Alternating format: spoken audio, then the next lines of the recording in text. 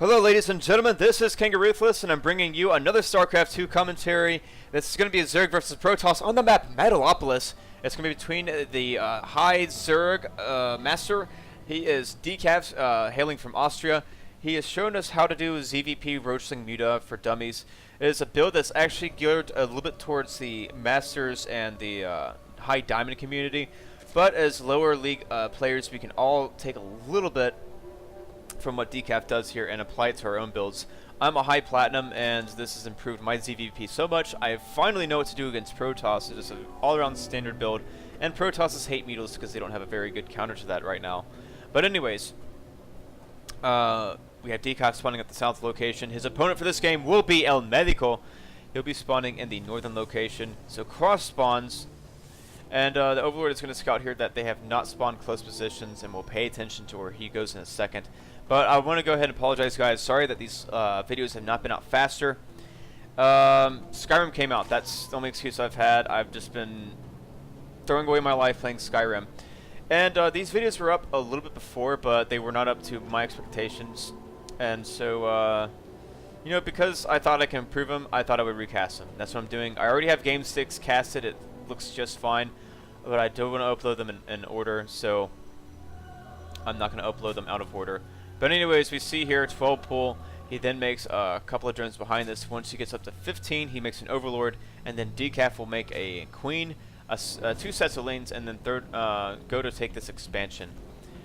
And he goes to take the expansion about the 19 food mark. So anyways, the Overlord scouted that they have not spawned close air. So he's going to immediately move his Overlord out across the map, position himself in this nice little crevasse right here. That way, in case he needs to, he can go and scout the tech of Protoss and see what he needs to do. He can react accordingly. But now we see your Queen, 4 links going down. And this drone is going to go take the expansion, about 19 food. Now guys, I have to say something really funny here. This is the 6th or 7th time I've casted this damn game today because just a couple of small mistakes in earlier casts, and then, you know, I had my mic off for like the last 2 attempts. You'd think I'd figured out the first time, oh, turn on the mic and then retry it. But I did it again, and I totally forgot. But as we see here, the links are going to move out across the map. They're going to see exactly what ElMedico has gone for. He doesn't even know if his opponent's gone for Forge yet. That's why you see the gas about 21. This is to keep you safe against any sort of one base all-in. That way, if you do have to get roaches or banelings, or at least get ling speed, you can. So anyways, the links are going to come up here. They are going to scout that it is a gateway-oriented build, and I want to point your attention to the fact that these 2 gases are pretty early. Look at how much gas has already been harvested off of them. So this is indicative of a very fast tech play. So you see your Twilight Council immediately going down. Now this is very important. This Queen is moving down to this expansion once it's about halfway completed. I think I actually timed this out on Metalopolis. You get it down there a little bit after that, maybe about 66% done, and she'll be able to have enough energy to inject. But basically, he gets off 1 less inject, sends down that Queen when it's about halfway done, and then the Queen will have plenty of energy to interject. So there she goes, right on time, 25 energy, now 1 energy, great inject timings. This is why this build is aimed a little bit more towards higher caliber players, because if you don't hit your injects in time, that is the cornerstone of this build. If you do not hit your injects, you're in a lot of trouble. We do see Spawning Pool is researching Metabolic Boost. That's where the first 100 gas goes. And meanwhile, there we go, Dark Shrine going down here for ElMedico. So this is going to be what looks to be a Dark Templar expand. You do harass with your Dark Templars. You do a second push with some Archons and whatever armor you have back at home if you're unable to do that much damage with your DTs. But I don't like this build for several reasons. Archon expands made more sense, or DT expands made more sense back before Zergs knew their evolution chamber timing. Notice this is complaining about the 44 food mark. He's going to immediately get +1. The links have scouted that this Nexus has started, as well as only 1 gateway, so this is very suspect. Overlord has been sent in about 6 minutes. And to show you how slow these guys are, it's been 30 seconds since he was sent in, and this is only as far as he's gotten. But he will be able to scout that the Dark Shrine is on its way. So the immediate reaction here, instead of getting that earlier layer, he's going to focus a little bit more on defense at this point. So 8 drones are on the way, and he's got to be feeling There we go. We're going to have a Spore Crawler and a Spine at each base. So there we go, Spore Crawler, then Spine. And the reason I feel like this is not being made into a layer right now is just because he needs to invest in defense to make sure he stays alive. Meanwhile, the Lynx have been active around the map. They are able to scout where this pylon is, and this probe will go down. Because this Spore is already done, the Dark Templar's not going to be able to do that much. So really, these DTs not being as effective as they could have been. Lings are out. The DTs do need to pull back. But they will, at the very least, take care of this Zergling. Now this layer has begun. And as well, he is making a Roach Warren. So that +1 is about to finish, and you might be wondering to yourself, why did he make that +1 before the Roach Warren was there? Well, he was working on a timing where his Roach Warren were complete about the same time as his Zerg Missile Text level 1. It's actually a really well thought out build. But anyways, the Sentries and Zealot are coming. ElMedico did not do the damage he needed to do, so here comes the second part of this push. And it's like I was mentioning earlier, if you don't do enough damage as Protoss, you need to send out a second push and see what damage you can do. So this is going to be an Archon Zealot Sentry push. If you don't have roaches for this, you're in a lot of trouble. But we do see the Spine is out here. We have a Spore and Overseer as well. And 8 roaches are going to be on the way. They're going to have +1. But the Spine is going to do a brilliant job right here, stalling the push. That is exactly what you do here. You don't ever try to rely on just Spines to survive. You rely on those guys to stall the push for you while you make units. But these +1 roaches are so powerful, going to be able to take out this push. Easy peasy.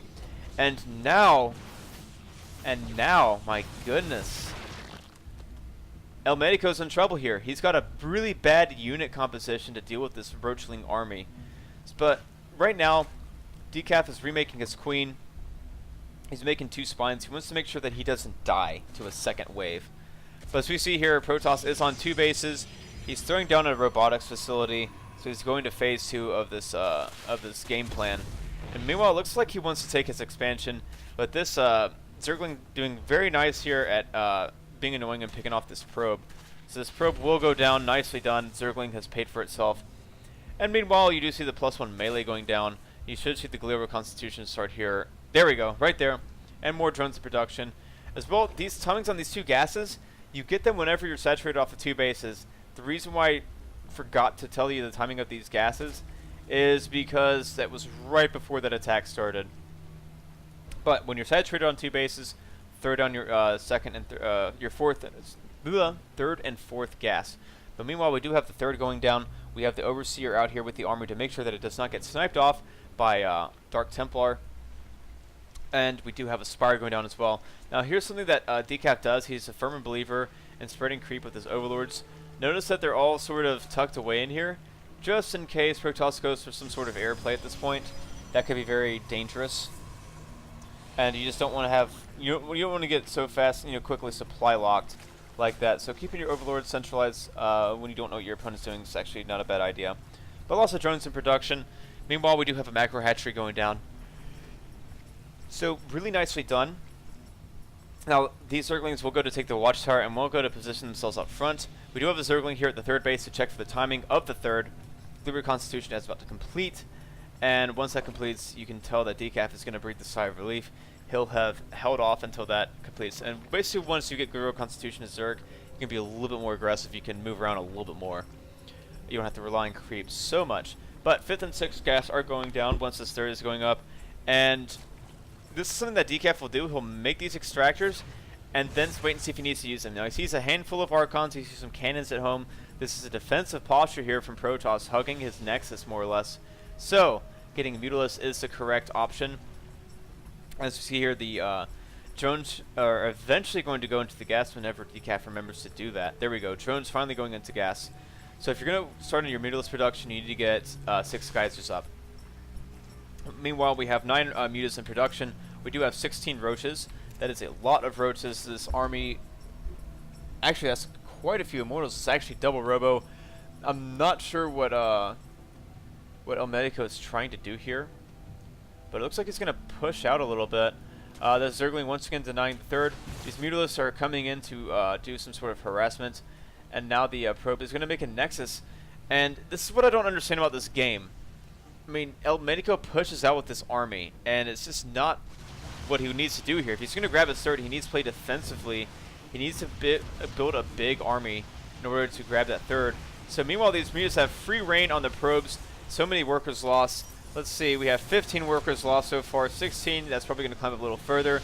And now the push has been scouted by the Zergling at the watchtower, so the mutants are going to retreat. Meanwhile, fourth going down and a macro hatch. But here comes the push. There's a lot of roaches up front here, and this army is not being controlled very well. So the Archons up front not taking a lot of, well, they're taking a lot of damage, but there's nothing really dealing damage.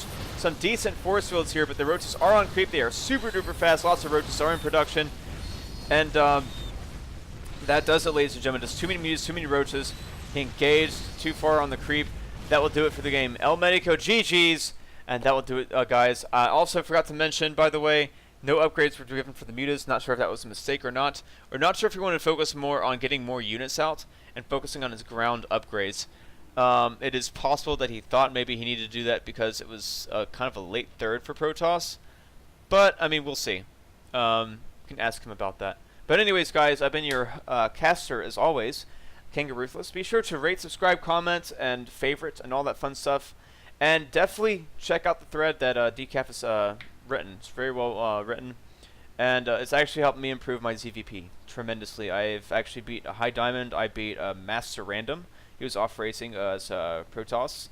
And came pretty close to beating a High Diamond Protoss as well. I just really screwed it up and got my third too late. And then just forgot about upgrades. But the rest of the game was pretty good.